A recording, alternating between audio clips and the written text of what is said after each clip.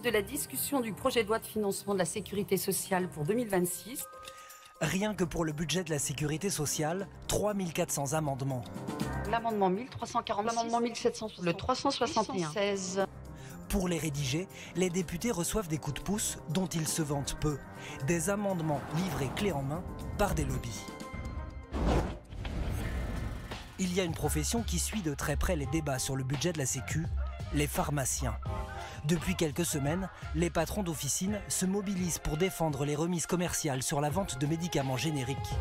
À l'Assemblée ces derniers jours, ils semblent avoir été entendus. Ces remises commerciales, elles sont indispensables pour le réseau officinal. Ces remises commerciales sont fondamentales dans la vie économique De nos officines dans la ruralité. Un amendement en faveur des pharmaciens a été déposé à 24 reprises et adopté.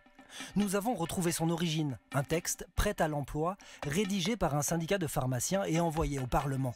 La routine pour ce porte-parole. Nous, on travaille avec un service juridique qui connaît bien les textes de loi et qui soumet des projets. Le député peut définir, rayer, amender, faire ce qu'il veut. Il n'y a pas un manque de transparence. Alors, nous, on ne le cache pas que c'est la Fédération des pharmaciens qui a proposé ça et on en est fiers justement parce qu'on défend la profession. Alors, il est vrai qu'après, chacun peut tirer la couverture à soi. On peut peut-être le regretter. Il y aura toujours quelqu'un qui va dire c'est moi qui l'ai fait alors qu'il ne l'aura pas fait.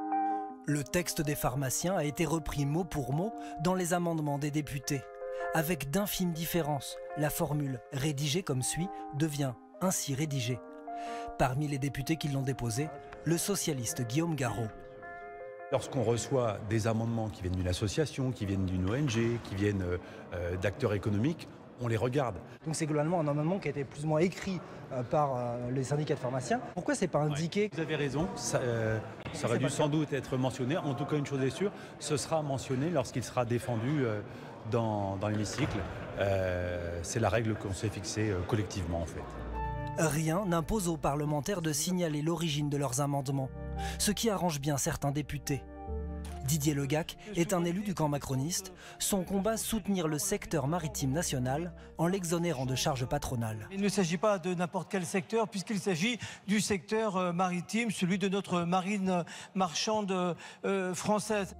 L'amendement, adopté à la surprise générale, reprend les arguments portés depuis des mois par Armateurs de France, le lobby du secteur. Vous avez travaillé avec Armateurs de France sur la rédaction de cet amendement?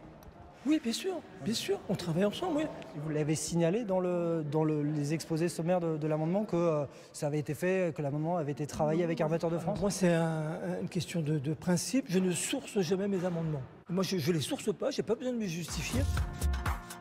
Armateurs de France confirme avoir travaillé avec plusieurs députés et se dit très satisfait de l'adoption de l'amendement.